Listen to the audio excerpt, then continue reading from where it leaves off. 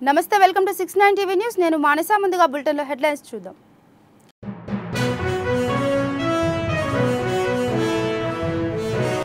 అసాంఘిక కార్యకలాపాలకు పాల్పడుతున్న 10 మంది ట్రాన్స్‌జెండర్లను అదుపులోకి తీసుకున్న పోలీసులు ఎంఆర్ఓ కార్యాలయం వద్ద హాజరుపరిచి బైండ్ ఓవర్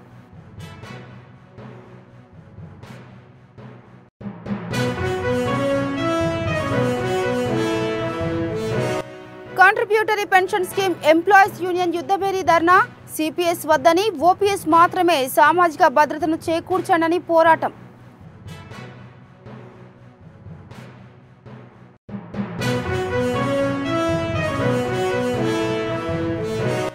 తమిళనాడు రాష్ట్రం కన్యాకుమారి ప్రాంతంలో చర్చి పండుగలో విషాదం కరెంట్ షాక్ తగిలి 4 మృతి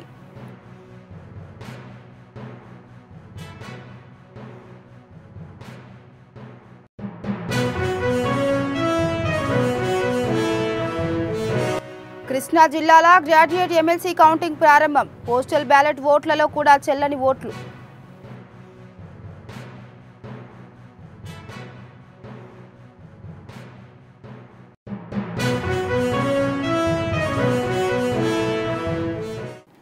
ఇక డీటెయిల్స్కి వెళ్తే సరూర్ నగర్ పోలీస్ స్టేషన్ పరిధిలో పి&టి కాలనీ కట్ట కింద కల్లు కాంపౌండ్ ఏరియాను ట్రాన్స్జెండర్లు రెడ్ లైట్ ఏరియాగా మార్చేశారు. రాత్రి సమయాల్లో రోడ్లపై అబ్బాయిలను ఆకర్షిస్తూ అసాంఘిక కార్యకలాపాలకు పాల్పడుతున్నారు ట్రాన్స్జెండర్లు. స్థానికులు అందించిన సమాచారంతో శనివారం రాత్రి Saroor Nagar PS inspector Saidireddy, SOT inspector Venkataiah, AHTU inspector Devender తమ బృందాలతో నిఘా పెట్టి 10 మంది ట్రాన్స్జెండర్లను అదుపులోకి తీసుకున్నారు. అనంతరం వారి వద్ద ఉన్న ఫోన్స్ను స్వాధీనం చేసుకున్నారు. ఇలాంటి అసాంఘిక కార్యకలాపాలు కొనసాగించకుండా తదుపరి చర్యల నిమిత్తం సరూర్ నగర్ ఎంఆర్ఓ కార్యాలయం వద్ద హాజరుపరిచి బైండ్ ఓవర్ చేయడం జరుగుతుందని ఇన్స్పెక్టర్ సైదిరెడ్డి తెలిపారు. ఇలా భయభ్రాంతులకు గురి చేస్తూ అసాంఘిక కార్యక్రమాలు చేస్తే కఠిన చర్యలు తీసుకుంటామని హెచ్చరించారు.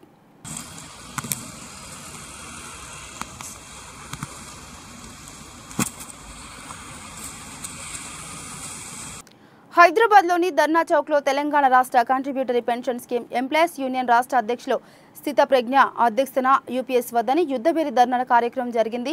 ఈ ధర్నాకు రాష్ట్ర ప్రధాన కార్యదర్శి కల్వల శ్రీకాంత్, రాష్ట్ర కోశాధికారి నరేష్ గౌడ్లు, భారీ సంఖ్యలో ఉద్యోగ ఉపాధ్యాయులు హాజరయ్యారు. ఇటీవల జనవరి 24న కేంద్ర ఆర్థిక శాఖ విడుదల చేసిన గెజిట్ ప్రకారం యూపీఎస్ యూనిఫైడ్ పెన్షన్ స్కీమ్ అనేది ఏప్రిల్ 1, 2025 నుండి అమలు చేయాలని గెజిట్లో పేర్కొన్నారు. దీన్ని తీవ్రంగా వ్యతిరేకిస్తూ నేడు ధర్నాను నిర్వహించమన్నారు. ధర్నాలో రాష్ట్ర అధ్యక్షులు గంగాపురం స్థిత ప్రజ్ఞ మాట్లాడుతూ ఈ యూపీఎస్ విధానం అనేది కార్పొరేటర్లకు ధన ప్రవాహం కొనసాగించడం కోసమే వచ్చిందన్నారు. కేంద్రం ఆర్థిక శాఖ ఈ గెజిట్తో కేంద్ర రాష్ట్ర ప్రభుత్వ ఉద్యోగులైతే వసూలు చేసిన 10.5 లక్షల కోట్ల రూపాయల్ని అప్పనంగా కార్పొరేట్ చేతుల్లోనికి వెళ్తున్నాయని తెలిపారు.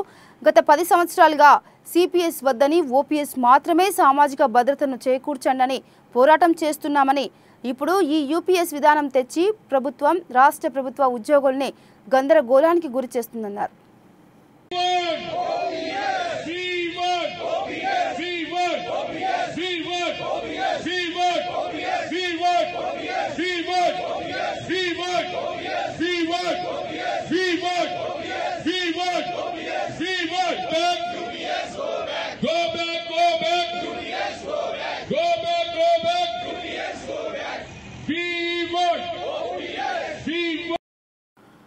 తమిళనాడు రాష్ట్రం కన్యాకుమారి ప్రాంతంలో చర్చి పండుగలో విషాదం చోటు చేసుకుంది. ఎన్ఆయం పుత్తెంతురాయిలో సెయింట్ ఆంటోనీ చర్చిలో ఉత్సవాలు జరుగుతుండగా కరెంట్ షాక్ తగిలి 4 ఘటనా స్థలంలోనే చనిపోయారు. ప్రత్యేకంగా తయారు చేసిన రథాన్ని ఊరేగిస్తుండగా కరెంటు వైర్లు దానికి తాకాయి. విద్యుత్ షాక్ కొట్టడంతో 4 ఘటనా స్థలంలోనే మృతి చెందారు. పోలీసులు ఘటనా స్థలానికి చేరుకుని కేసు నమోదు చేసి దర్యాప్తు చేస్తున్నారు. మృతులు ఆంటోనీ, శోభన్, మరియా విజయన్, మైకేల్ పింటో అని పోలీసులు పేర్కొన్నారు. ప్రస్తుతం దీనికి సంబంధించిన వీడియో సోషల్ మీడియాలో వైరల్గా మారింది. కృష్ణా జిల్లాల గ్రాడ్యుయేట్ ఎమ్మెల్సీ కౌంటింగ్ సోమవారం ఉదయం ప్రారంభమైంది. తొలుత పోస్టల్ బ్యాలెట్ ఓట్లతో లెక్కింపు ప్రారంభించారు. పోస్టల్ బ్యాలెట్ ఓట్లలో కూడా చెల్లని ఓట్లు వచ్చాయి. ఉద్యోగస్తులు కూడా సరిగా ఓట్లు వేయకపోవడంపై పలువురు ఆశ్చర్యం వ్యక్తం చేశారు.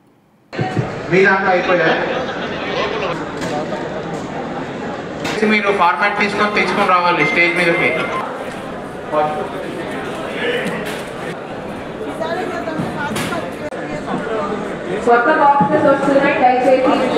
బాపులపాడు మండలం కోడూరుపాడులో పూనుగు పిల్లిని స్థానికులు గుర్తించారు. రాత్రి సమయంలో సంచరిస్తున్న పూనుగు పిల్లిని స్థానికుడు ఆళ్లబాను వలవేసి జాగ్రత్తగా పట్టుకొని భద్రపరిచి అటవీశాఖ అధికారులకు సమాచారం ఇచ్చారు. అటవీశాఖ అధికారులకు సమాచారం ఇచ్చి అప్పజెప్పారు.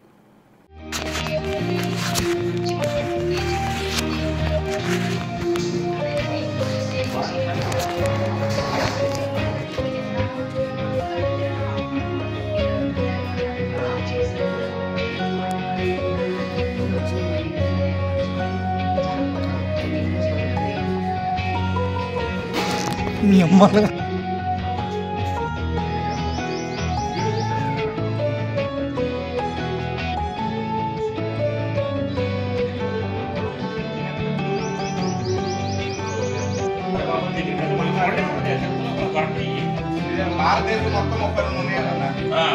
భారతదేశంలో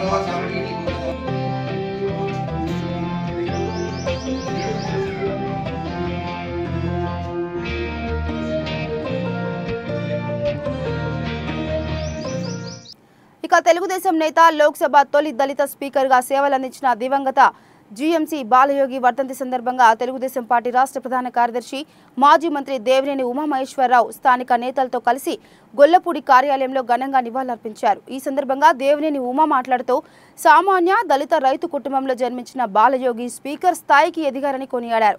బాలయోగి తనకు ముఖ్యమంత్రి చంద్రబాబు నాయుడు గారికి అత్యంత ఆత్మీయుడిగా కోనసీమ అభివృద్ధికి బాలయోగి చేసిన కృషి ఆయనను ప్రజల మనసుల్లో చిరస్థాయిగా నిలిపిందన్నారు. 1991లో తొలిసారి లోక్సభకు ఎన్నికయ్యారని 1996-98 మధ్య ఎమ్మెల్యేగా ఎన్నికైన ఆయన ఉన్నత విద్యాశాఖ మంత్రిగా పనిచేశారని 1998 మార్చి 24న లోక్సభ స్పీకర్గా ఎన్నికయ్యారని ఈ సందర్భంగా గుర్తు చేశారు. ప్రస్తుతం వారి కుమారుడు అమలాపురం పార్లమెంట్ సభ్యులుగా కొనసాగుతున్నారని తెలిపారు.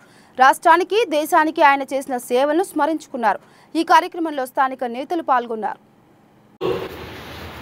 బాలయోగి గారిని మనందరం కూడా తలుచుకుంటా ఉన్నాం. తూర్పుగోదావరి లంక గ్రామాల నుంచి వచ్చిన నాయకుడు, మరి చంద్రబాబు నాయుడు గారికి, ఎన్టీ రామారావు గారికి ఆప్తుడిగా తెలుగుదేశం పార్టీ 43 ఏళ్ల ప్రస్థానంలో గర్వపడే నాయకుడు ఆయన. శాసనసభ్యుడిగా, మంత్రిగా చక్కటి పనితీరుతో ఆయన స్ఫూర్తినిచ్చే విధంగా పనిచేశారు. పార్లమెంట్ సభ్యుడిగా మరి ఆయన పనితీరు లోక్సభ స్పీకర్ని చేసింది. సామాన్య పేద మధ్యతరగతి కుటుంబంలో వచ్చిన, రైతు కుటుంబంలో వచ్చిన బాలయోగి గారు మరి వాళ్ళు మనం గర్వపడే విధంగా దేశంలో మరి మొట్టమొదటి లోక్సభ స్పీకర్గా దళిత వర్గం నుంచి గర్వపడే విధంగా మరి ఆ మహానుభావుడు అందరికీ స్ఫూర్తినిచ్చారు. చంద్రబాబు నాయుడు గారికి ఎంతో నమ్మకస్తుడిగా ఏ బాధ్యత పెడితే ఆ బాధ్యత, శాసనసభకు వెళ్ళమంటే శాసనసభకి వెళ్ళి మంత్రి అయ్యారు, పార్లమెంట్కి వెళ్ళమంటే పార్లమెంట్కి వెళ్ళారు. ఆ విధంగా ఒక సీనియర్ లోక్సభ సభ్యుడిగా, స్పీకర్గా అందరూ మన్ననలు పొందారు. ఒక ఓటుతో ప్రభుత్వం కూలిపోయే కీలకమైన రోజుల్లో ఆయన పార్లమెంట్కి స్పీకర్గా మరి ఎంతో గర్వపడే విధంగా ప్రతి తెలుగువారు, భారతీయుడు ఆయన తీసుకున్న నిర్ణయాలన్నీ కూడా స్ఫూర్తిదాయకం. ఇవాళ ఆయన కుమారుడు కూడా మరి పార్లమెంట్ సభ్యుడిగా చక్కటి పనితీరుతో హరీష్ ముందుకెళ్తూ ఉన్నారు. అదేవిధంగా ఆయన ఒకసారి మనం కూడా బుక్ చేసుకుంటూ ఆయన అడుగుజాడల్లో ముందుకెళ్దామని తెలియజేసుకుంటూ తెలుగుదేశం పార్టీ కార్యకర్తలు, నాయకులు, కుటుంబ సభ్యులు. వరంగల్, ఖమ్మం, నల్గొండ ఉపాధ్యాయ ఎమ్మెల్సీ ఎన్నికల ఓట్ల లెక్కింపు సోమవారం ఉదయం 7 గంటలకు ప్రారంభమైంది. ఎన్నికల పరిశీలకులు రాష్ట్ర ప్రిన్సిపల్ సెక్రటరీ, పర్యావరణ మరియు అటవీ, సైన్స్ అండ్ టెక్నాలజీ శాఖ అహ్మద్ నదీం, జిల్లా కలెక్టర్, జిల్లా ఎన్నికల అధికారి, వరంగల్, ఖమ్మం, నల్గొండ ఉపాధ్యాయ ఎమ్మెల్సీ ఎన్నికల రిటర్నింగ్ అధికారి ఇలా త్రిపాఠి, జిల్లా ఎస్పీ శరత్ చంద్ర పవార్, ఉపాధ్యాయ ఎమ్మెల్సీ ఎన్నికల్లో పోటీలో ఉన్న అభ్యర్థులు, వారి ఏజెంట్ల సమక్షంలో స్ట్రాంగ్ రూమ్లు తెరిచి లెక్కింపు ప్రదేశానికి బ్యాలెట్ బాక్సులను తరలించారు. తెలుగు సినిమా రంగంలో కృష్ణవేణిది ఓ సువర్ణాధ్యాయం. చలనచిత్ర నటిగా, నిర్మాతగా, నేపథ్య గాయనిగా శోభనచల స్టూడియో అధినేతగా శ్రీమతి కృష్ణవేణికి తెలుగు సినిమా రంగంలో ఓ సువర్ణ అధ్యాయం. మిర్జాపురం రాజావారిని వివాహం చేసుకుని తెలుగు సినిమా రంగంలో బహుముఖాలుగా ఎదిగిన నటిమణి అని భారత మాజీ ఉపరాష్ట్రపతి ముప్పవరపు వెంకయ్యనాయుడు పేర్కొన్నారు. శ్రీమతి కృష్ణవేణి సంస్మరణ సభ హైదరాబాద్ ఫిలిం నగర్లో ఆదివారం రోజు జరిగింది. ఈ సందర్భంగా వెంకయ్యనాయుడు మాట్లాడుతూ ఆనాటి నటిమణులందరూ ప్రతిభావంతులేనని, నటనతో పాటు పాటలను కూడా స్వయంగా పాడుకునేవారని, కృష్ణవేణి విలక్షణమైన నటి అని అన్నారు.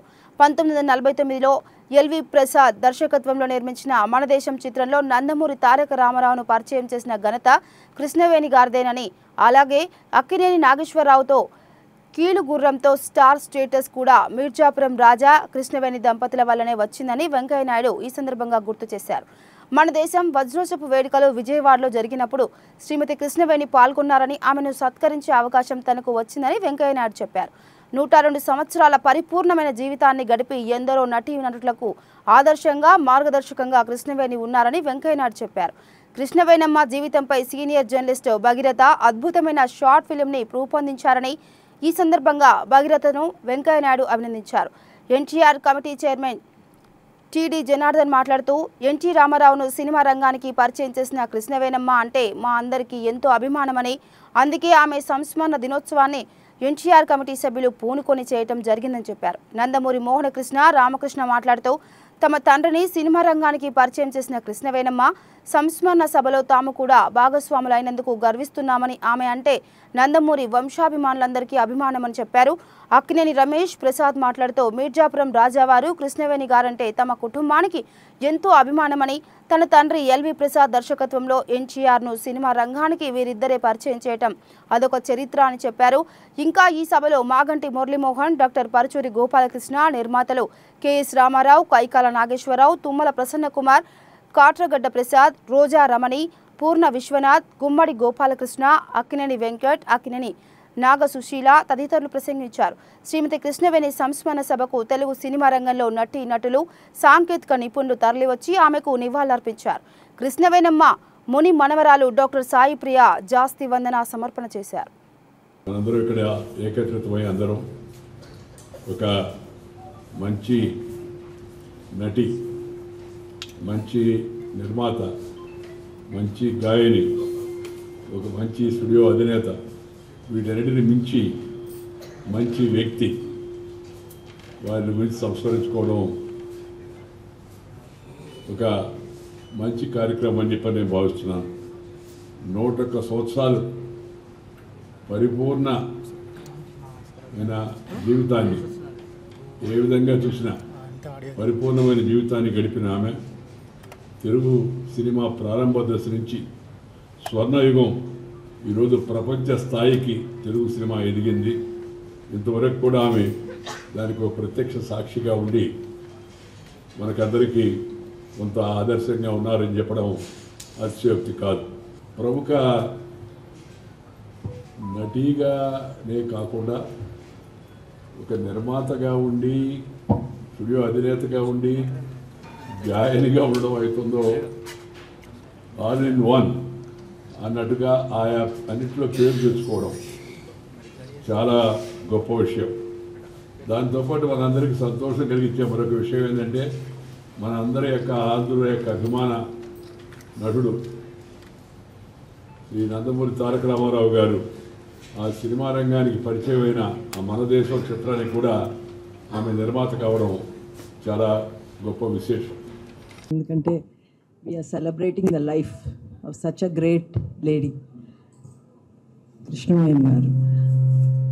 ఆమె నాన్నగారితో చాలా ఆత్మీయత, అనుబంధం ఉంది. ఆమె గురించి మాట్లాడాలంటే 3 విషయాలు.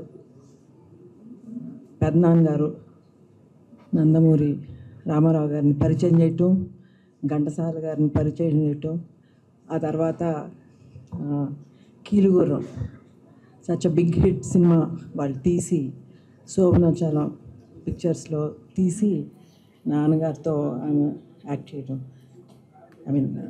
నాన్నగారు కూడా చాలా పెద్ద హిట్ ఆ సినిమా. నాన్నగారు first film which is a big hit వాళ్ళ ప్రొడక్షన్లో చేయటం చాలా వెరీ హ్యాపీ టు హియర్. జీవించటం కాదు ముఖ్యం, జీవించిన కాలంలో మనం ఏం చేసామనేది. ఆమె 100 ఏళ్ళు బతికి సమాజానికి ఒక సందేశాన్ని ఇచ్చారు. శకపురుషుడు లాంటి ఎన్టీ రామారావు గారితో సినిమా హీరోగా తీశారు. నిజంగా అది చరిత్రలో మనం లిఖించాల్సినటువంటి అంశం. అంతేకాదు సినిమా రంగానికి 2 కళ్ళైనటువంటి రామారావు గారిని నాగేశ్వరరావు గారితో కూడా సినిమా తీసింది. ఎందుకంటే వారి అన్ని చూశాను కదా, డిఫరెంట్ ఫిలిమ్స్ అండి. ఇందాక నాయుడు గారు చెప్పినట్టు, వెంకయ్యనాయుడు గారు చెప్పినట్టు మై మోర్ కమర్షియల్ ఫిలిమ్స్. ఆ కమర్షియల్ వరవల్లో కొట్టుకుపోవటం. బట్ వారేంటంటే ఏదో ఒకటి సమాజానికి నా చిత్రం ద్వారా ఇంత మంచిని అందించాలి అని ఆ తల్లి ఆలోచన నుంచి. అయితే ఆవిడ మన దేశం చిత్రం ద్వారా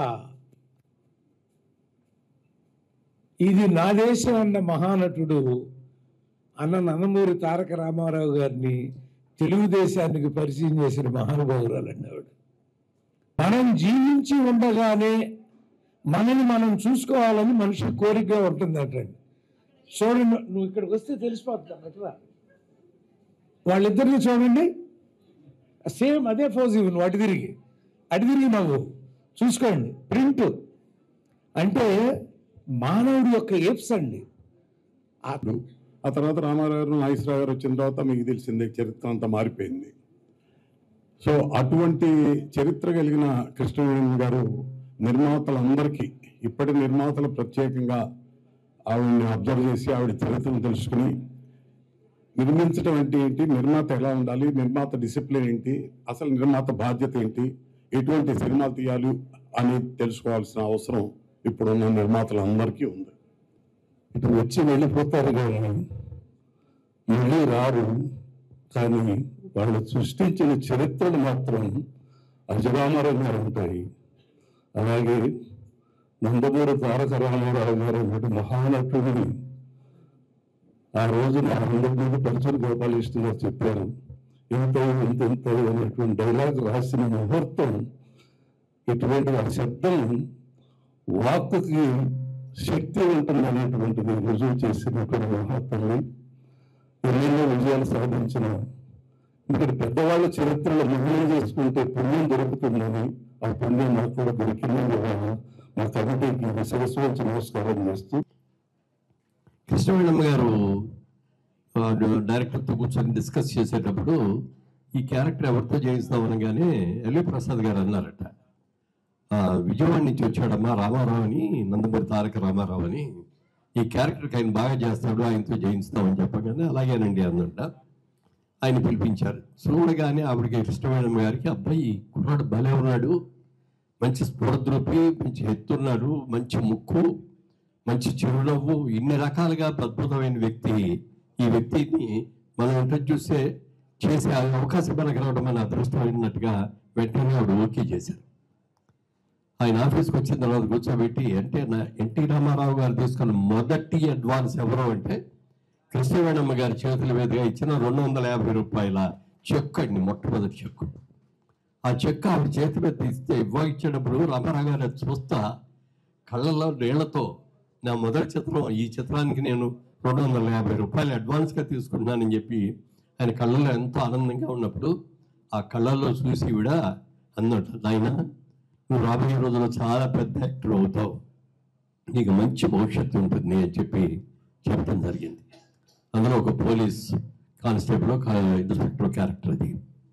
డ్రంక్ అండ్ డ్రైవ్ కేసులో పట్టుబడిన లారీ డ్రైవర్ను చితకబాదిన సంఘటన విఎం బంజారా పోలీస్ స్టేషన్లో ఆలస్యంగా వెలుగులోకి వచ్చింది. బంధువులు తెలిపిన ఆరోపణల ప్రకారం ఫిబ్రవరి 28వ తేదీ రాత్రి ఖమ్మం నుంచి కాకినాడ వైపు వెళ్తున్న లారీ డ్రైవర్ కొట్టకూరి జీవన్ కుమార్ను లారీని స్టేషన్కు తీసుకెళ్లి లారీ డ్రైవర్ను పోలీసులు చితకబాదడంతో తోటి వెన్నిపూస భాగాలకు తీవ్ర గాయాలయ్యాయి. వెంటనే గుట్టు చప్పుడు కాకుండా ఖమ్మం ప్రభుత్వ ఆసుపత్రికి తరలించే చికిత్స అందిస్తూ బంధువులకు సమాచారం అందించారని బంధువులు బాధితులు తెలిపారు.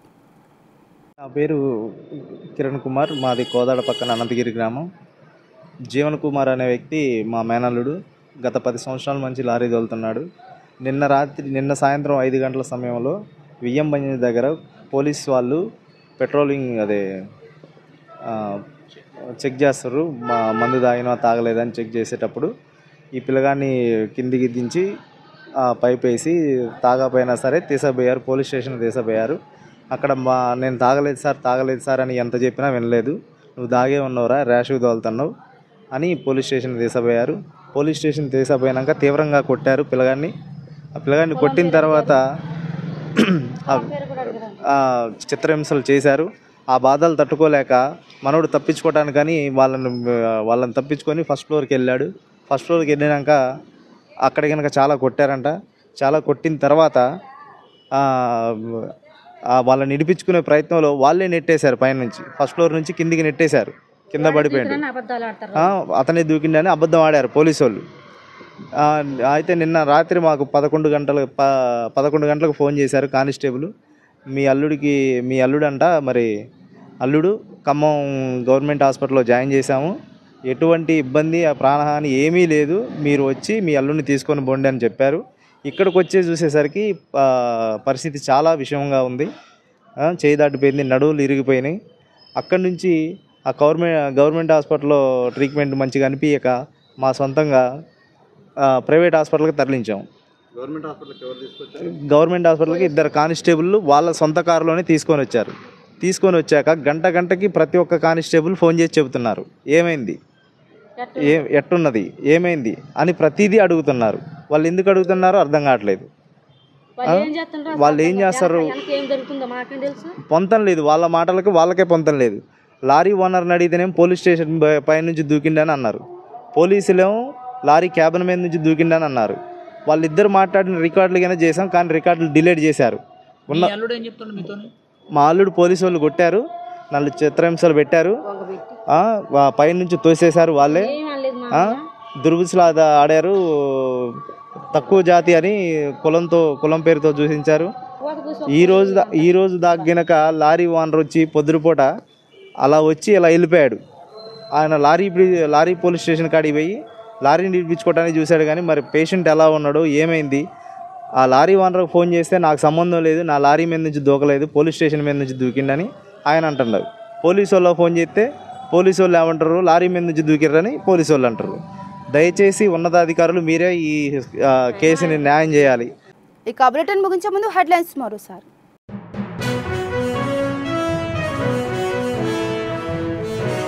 అసాంఘిక కార్యకలాపాలకు పాల్పడుతున్న 10 మంది ట్రాన్స్జెండర్లను అదుపులోకి తీసుకున్న పోలీసులు ఎంఆర్ఓ కార్యాలయం వద్ద హాజరుపరిచి బైండ్ ఓవర్.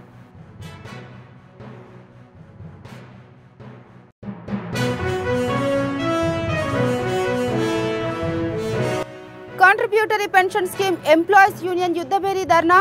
సిపిఎస్ వద్దని, ఓపీఎస్ మాత్రమే సామాజిక భద్రతను చేకూర్చండని పోరాటం.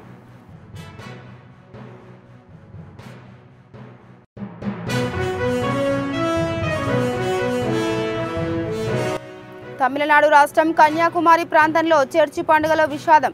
కరెంట్ షాక్ తగిలి 4 మృతి.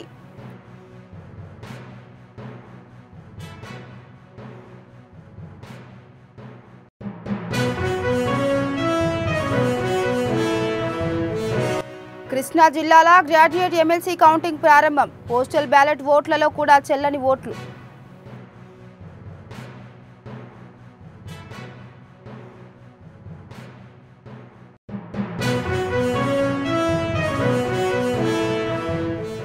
ఇవి బులెటిన్ అప్డేట్స్. మరో బులెటిన్తో మళ్ళీ కలుద్దాం. అంతవరకు చూస్తూనే ఉండండి 69 టీవీ న్యూస్. నమస్తే.